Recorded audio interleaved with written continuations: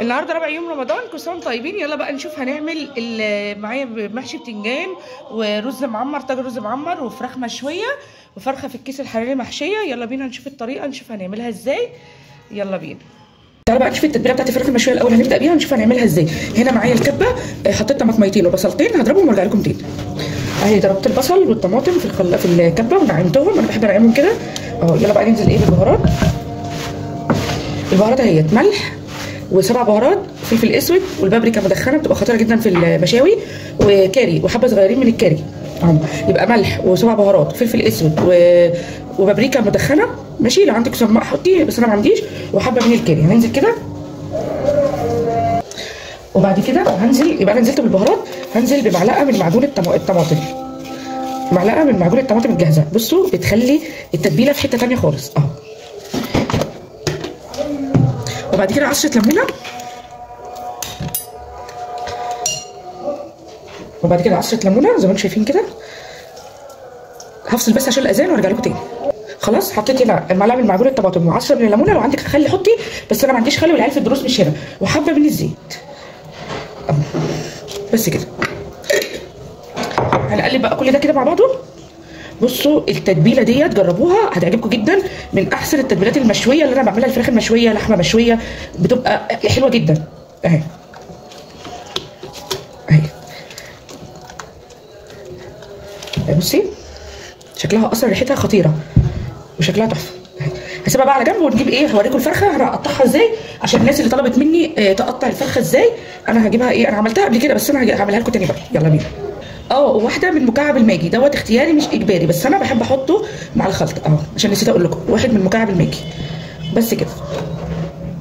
بصوا الفرخه دي بسم الله ما شاء الله 2 كيلو ونص، غسلاها كويس جدا ومصفياها تمام اهي، وفتحتها قصيتها كده من الظهر زي ما انتم شايفين كده. يبقى غسلناها كويس جدا، وزي ما انتم عارفين محلول اللي انا قايله لكم عليه قبل كده. وهنبدا بقى نقطعها. فتحتها من الظهر تمام. انا بعمل الفراخ المشويه حسب يعني الوزن كبير صغير بعملها، مش يعني بتستوي ما شاء الله في الفرن، بتبقى حلوه. هتيجي الاول هنا كده، وهتبداي ايه، تفصلي ده كده شويه اهو اهو، تفصلي من عند العظم. بصوا اهي. وهتيجي بدي كده، وهتيجي بدي كده وتفتحيها كده. لما تكون الفرخه معاكي كبيره او صغيره بتعملي نفس الفتحات اهي. بصوا انا هقسمها لكم نصين عشان النص التاني اهو. هتيجي ايه من بره، هتعملي الفتحات اللي انت شايفاها دي كده، دي في الايه، في الورك من بره، عشان التتبيله توصل لكل حاجه. طيب هنيجي من هنا من عند كده هنا، وهنفصل ايه دي كده اهي اهي. وهبدا اعمل ايه، فتحات في الصدر زي ما انت شايفه كده اهي. لو عايزه تفتحي دي كده ممكن تفتحيها كده اهي، تفتحيها شويه كده اهي. يبقى ده ايه، احنا كده فتحنا ايه الفرخه بالشكل ده. طب هنيجي ورا، هنعمل ايه بقى، هنيجي عند الورك كده الدبوس، وهنفتح ايه حوالين معلش بقى ما عنديش جلوزات خلصت، فعملت الطريقه اللي انا بايدي اهو. نفتح حوالين الدبوس زي ما انت شايفه بالشكل ده كده حوالين العظمه، عشان التتبيله تخش في كل حته والفرخه كبيره وتستوي معاكي زي ما انت شايفه كده اهو. نعمل فتحات برده ايه كده اهي. بصوا انا بقى بحب افتحها كده. انت عايزه تسيبيها كده وتفتحيها وتفصليها من عند المفصل ده براحتك، انا بحب افتحها ايه الفتحه دي كده عشان تبقى معايا كبيره كده اهي. بس خلاص يلا بقى نتبلها. حطيتها بس في حله واسعه عشان اعرف اخد راحتي اهو. هنيجي بقى بالتتبيله وننزل بكل الكلام الجميل اللي انت شايفه ده كده ايه التتبيله كده. هنسيبها قد ايه، هنسيبها اقل حاجه ساعتين او 3 ساعات، ولو عملتيها من بالليل يبقى احسن وافضل كمان. خلاص هبدا بقى ايه اتبلها، تتبليها في كل مكان اهو. بصوا تحطي التتبيله في كل مكان، في الفتحات في كل مكان، عشان الفرخه تشرب معاكي التتبيله كويس جدا اه، في الفتحات وكل اللي احنا فتحناه. هتاكلي احلى فراخ مشويه والله. كل اللي اكلها مني بيقول لي ان التتبيله بتاعتك دي خطيره اهي. في قلب الفرخه كده هتقولوا بقى ايديكي ومش ايديكي، انا غسله ايديا كويس جدا، وكل ما بقطع الفرخه كنت بروح افصل واروح اغسل ايديا كويس جدا وارجع تاني. والفراخ اصلا انا غسلاها كويس جدا ومتبلاها وعاملاها بالملح والليمون والدقيق وكل حاجه اهي. بصوا شكل الفرخه، دخلنا التتبيله، دخلت التتبيله في كل حته، عشان كده بقول لك فتحيها بالشكل ده كده عشان تشرب من كل التتبيله اللي انت شايفاها دي كده اهي. خلاص كده هسيبها بقى زي ما قلت لكم من ساعتين ل3 ساعات، او لو من بالليل يبقى افضل. هنا بقى هعمل الرز بتاع الحشو بتاع الفرخه. هنا حطيت مكعبين زبده تمام على حبه زيت، وبعد كده ايه هنزل بالقوانص الاول وبعد كده الكبده. دول هعمل كبد والقوانص والرز، وهشوحهم بس تشويحه كده كده. انا هعمل الفرخه وادخلها في كيس حراري، هحشيها واحطها في الفرن، بس انا بحب اشوح لها الرز الاول، بسويه ربع سوا كده مش سوا كامل يعني وبحطها في الفرن. يلا بينا بقى نشوف ايه هنعمل ايه. هنا خلاص بقى ايه حطيت السمنه والزبده هما، وبعد كده هنزل بالقوانص الاول عشان خاطر ايه هي بتاخد سوا شويه اهي كده بالقوانص شويه كده، وانزل بالكبده احط لها رشه فلفل كده اصفر، وبعد كده هنزل بقى بالكبده، وبعد كده هنزل بالبصل بقى. هنا بقى هنزل بالبصل اهو.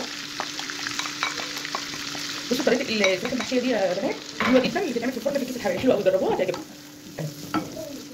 انزل بقى بالملح حبه من الملح اهو، حبه فلفل اسود، حبه صغيره من الفلفل الاسود، واقلب بقى ايه واسيبها بقى تستوي شويه كده، وبعد كده انزل عليها بالرز زي ما شايفه كده، حبه صغيرين بس بهارات. لو عايزه تحطي قرفه حطي، بس انا عشان بغير ما بحبش القرفه. هنا بقى ايه الكبده والقوانص اتشوحت كده، هنزل بقى بالرز زي ما انت شايفه كده، واقلبي بقى ايه كده. عايزه بقى تحطي دبس رمان، صويا صوص، براحتك. انا بوريكي الطريقه بتاعتي اللي هي العاديه بتاعتنا الايه، بتاعت امهاتنا اللي هي العاديه دي اللي احنا بنحبها. اشوح الرز شويه كده، وبعد كده انزل ايه حبه ميه سخنه صغيرين خالص. انا مش عايزاه يستوي سوا كامل، عشان الرز اللي بيستوي سوا كامل ده بيبقى معجون في الفرخه من جوه، انما انا مش عايزه يستوي سوا كامل. انا بس هديله تشويحه وهديله حبه ميه صغيرين خالص، هوريهم لكم دلوقتي سخنين، وبعد كده ايه هتشرب الميه وهطفي عليها كده. بقى هنزل بحبه الميه اللي انا قلت لكم عليها، ميه سخنه من الكتل اهي. بصوا صغيرين خالص اهي، بس كده، مش عايزه اكتر من كده. هوطي عليها بقى واغطيها واسيبها واسيبها بقى تستوي، يعني تشرب بس الميه وهطفي عليها وراها. يلا بينا بقى نتبل الفرخه قبل ما نسيب الرز يبرد عشان نحشيها. هنا بقى معايا الفرخه الثانيه، الفرخه طبعا الاولانيه احنا تبلناها وشلناها، دي الفرخه الثانيه اللي انا هحشيها. الرز حطيته يستوي وهيستوي وهدفع عليه يبرد شويه. وهنا انتوا عارفين اي فراخ بعملها بحب اتبلها ايه قبلها، ملح وفلفل وبصل مبشور، بس كده. هتبلها بقى كده من جوه كويس جدا اهو اهو. طب انت هتقولي طب انت هتحشيها؟ لا انا بقى هحشيها، بس انا بحب والحمام برده بحب اعمل كده بصل مبشور وملح وفلفل، واحب اتبلهم واسيبهم قبلها. قبل ما الرز يبرد هيكون الفرخه معايا ايه اتبلت وبقت ايه خدت من التتبيله اللي انا عملتها دي كده. طيب ايه الفكره اللي انا حطيت على الرز بتاعي اللي انا شوحته للفرخه ده؟ زبده مع زيت. الزيت يا بنات بيخليه الرزايه معاكي مفلفله وما تتعجنش منك مع السمنه. يعني معلقه سمنه بلدي او زبده او اي سمنه ايا كان عندك، يعني حطي حبه زيت بيخليها مفلفله، بيخلي الرز مفلفل وحلو مش معاكي. يلا هسيبها بقى وبعد كده ايه يلا نحشيها. بصوا بقى الفرخه مشويه هنعملها ازاي. هنا جبت صينيه يا بنات وحطيت فيها ميه سخنه، وبعد كده هحط ايه فيها ايه ورق لوري المنكهات، يعني عشان ايه لما تطلع البخار يطلع على الفرخه يبقى ريحتها حلوه. هحط ورق لوري اهو، واحده قرفه وواحده لومي. وبعد كده جبت الشبكه اهي هحطها وهدهنها زيت عشان لما الفرخه تتشوي ما تلزقش في البتاع دوت في الشبكه. خلاص دهنت الشبكه كده بالفرشه بالزيت ماشي. وبعد كده هبدا بقى ايه اجيب الفراخ اهيت، هنزل بالفراخ بقى ايه زي ما انتم شايفين كده على الشبكه اهو. احط الفراخ كده اهيت، اظبطي كده الجناح ده كده تمام، والجزء التاني اهو هظبطهم كده وارجع لكم تاني. بس كده عدلت بقى الشبكه خليتها بصوا اهي بالعرض، وهقفل بقى ايه عليها الشبكه. لو ما عندكيش الشبكه دي وعندك شبكه الفرن اللي هو الكهرباء حطيها، وفي صواني بتيجي بالشبكات ديت اللي هي بتاعت المندي بتاعت فراخ المندي بهاتيها برده لو ما عندكيش. المهم يعني ما عندكيش خالص حطيها على شبكه الفرن، بس حطي تحتيها فويل عشان مش يبهدلك الدنيا دخانه، هتقع طبعا على الرف التحتاني بتاع الفرن وهتبهدلك الدنيا دخانه. لو انت ما عندكيش خالص ولا دي ولا شبكه الفرن الكهرباء ولا عندك الصينيه مشبكه، اعمليها زي ما انا قلت لك كده، افرشي فويل وحطيها على شبكه الفرن، بس دخلها الفرن دخلها على درجه حراره 200 وهولع عليها من فوق ومن تحت، ولما تطلع هوريها لكم.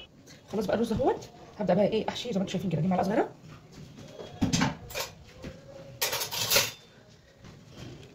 اهو. انا بقى ايه مش استنيته برد 100% لان انا مستعجله، لان الوقت ايه عمل معايا اهو. تبداي تدخلي كده اهي. احشيها بقى الفرخه اللي في الفرن دي ما تخافيش منها، يعني الفرخه اللي في الفرن دي ما تخافيش منها، الحشو كده يعني امليها عادي براحتك اهي. حطي هنا في الجنيه زي ما انت شايفه كده.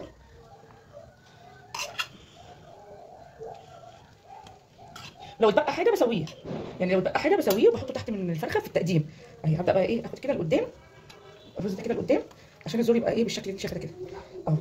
هكملها كده وارجع لكم تاني. زي ما انتم شايفين بقى خلصت الفرخه اهي. بصوا حشيتها وظبطتها اهيت وعند الزور وكله اهو. فردت الرز، وهنا بقى ايه معايا الكيس الحراري اللي رفض لي بس ده كيس كبير اللي هو بتاع الديك الرملي، وانا قايله لكم مقاس الازرق بس على العموم مش مشكله اهو. هجيب الفرخه كده وهنزل كده في الكيس الحراري زي ما انتم شايفين كده اهو. هخرج بقى ايه من الهواء وهربطه. هو بصوا الكيس الحراري بيجي معاه الحزام اللي هو ده اهو. انا ايه هديها براحتها شويه كده، تخرميها بس خرم صغير كده بتحطها في ثانيه. خلاص بقى ايه حطيت الفرخه اهو زي ما انتم شايفين. هاجي بقى ايه في الكيس كده وخرمي بس ايه عشان الكيس ما ينفخش معاكي في الفرن. خرم صغير بس كده بس كده. بعد كده الكيس كده عادي ودخليه الفرن اهو. هدخلها بقى الفرن. بصوا بقى يلا بينا نعمل طاجن ايه الرز المعمر. ده بطريقتي انا، وكل اللي جربوه شكروا فيه وقالوا لي ان هو حلو جدا، ودي طريقتي انا. انت تعمليه براحتك، كل واحد ليه طريقه فيه. في ناس بتحط عليه فلفل اسود، وفي ناس بتحط عليه شوربه، وفي ناس بتحط عليه حليب بس.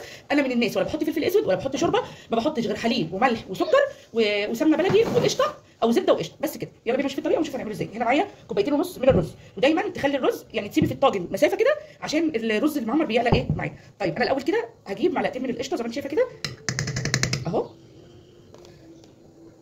تمام. هبدا بقى ايه اغلف الرزايه كده زي ما انت شايفه كده. اهم حاجه تغلفي الرزايه بالسمنه او الزبده او القشطه زي ما انا حطيت كده. انا ببقى احط سمنه بلدي وزبده، بس انا مع السمنه البلدي خلصت فهحط زبده، وحطيت معلقتين من القشطه اهي. نغلفه كده اهو. والزبده حطيت زبده، وهبدا بقى ايه اغلفه كويس جدا كده زي ما انتم شايفين اهو. الزبده اهي، معلقتين القشطه اللي انا حطيتهم غلفناهم كويس جدا بالزبده اهيت والقشطه. طيب في هنا عندي زبده ما ساحتش، هتسيح مع اللبن لان اللبن سخن، لما يدخل الفرن ايه هتسيح، في جزء سايح وجزء لا. طيب هعمل ايه بقى؟ هننزل بعد كده بمعلقه من الملح، يعني شويه من الملح بتظبطي لان دوت رز حادق. لو انت هتعمليه بالسكر بس بتحطي سكر بس، يبقى سمنه بلدي وقشطه وسكر، ده الحلو. لو هتعمليه حادق هيتاكل جنب الفراخ مشويه زي ما عامله كده، يبقى هنحط ايه الملح، وهنحط حبه من السكر كده مش كتير اهو اهو. وبعد كده هبدا اقلبهم برده كويس جدا عشان ما يبقاش في ركن الملح فيه وركن لا. قلبيه كويس جدا كده زي ما انت شايفه كده اهو، عشان ما يبقاش الملح يعني في مكان ومكان لا اهو، ولا بيبقى حادق ولا بيبقى مسكر. السكر مع الملح بيتعادلوا مع بعض وبيديك الطعم الخطير اللي انت بتشويه. طيب انا عايزه ايه اعمله باللحمه، بعمل نفس الطريقه وبكون عندي لحمه مسلوقه، بروح حاطه الرز كده بنفس الطريقه، واروح حاطه اللحمه مغرزاها في الرز، واروح نازله بقى ايه عليها بالحليب اهي. خلاص قلبنا السكر والملح كويس جدا اهو. هبدا بقى ايه اجيب الحليب بتاعي سخن وانزل بيه. انا بعمله بالحليب بس ما احطش عليه ميه. لو انت الحليب معاكي مش كتير وعايزه تزودي ميه زودي ميه عادي، بس مش كله كتير يعني قيمه مثلا نص كوبايه اهو. هنا معايا الحليب سخن. بصوا ده حليب بقى ايه فلاحي، بصوا القشطه اصلا عليه عامله ازاي، ده حليب فلاحي بالقشطه بتاعته اهو. بصوا حطيت الحليب زي ما انتم شايفين كده، وزي ما قلت لكم تسيبوا مسافه عشان الرز اللي معانا بيزيد اهو. حليب سخن وقلبت برده تاني عشان لو الملح والسكر اهوت. خلاص بصوا الحليب القشطه بتاعته بخيره والقشطه عليه جميله، بس انا برده بحب احط قشطه تاني، انا بحب ازود قشطه تاني. انا بعشق الرز المعمر بحبه جدا، والرز المعمر يعني دسم لازم يبقى دسم اهي. بصوا القشطه بس، وهسيب بقى جزء هحطه عليه بعد ما يطلع اهو. هدخله الفرن على درجه حراره 180، هتشغلي الشوايه وشغلي من تحت، لازم الاثنين يبقوا شغالين عشان ياخد معاكي الوش، هيديك الوش اللي هو اللي انت بتشوفيه اللي من فوق ده. اول ما ياخد الوش تروحي طافيه الشوايه ومشغلاه من تحت بس وتسيبيه هيستوي معاكي ويبقى زي الفل. يلا بينا نشوف اللي بعده. بصوا بقى خلاص كده الاكل كان خلص. المحشي البتنجان سويته، والبرام بتاع الرز المعمر الخطير وعلى وشه قشطه، والفراخ المشويه اهي، والفرخه اللي كانت في الفرن في الكيس الحراري. بصوا الجمال مع مخلل. بصوا بقى خلاص كده الفيديو بقى خلاص كده كان خلص. وكل سنه وانتم طيبين، وما تنسوش تشتركوا في القناه وتفعلوا الجرس عشان يوصلكوا كل جديد. باي باي.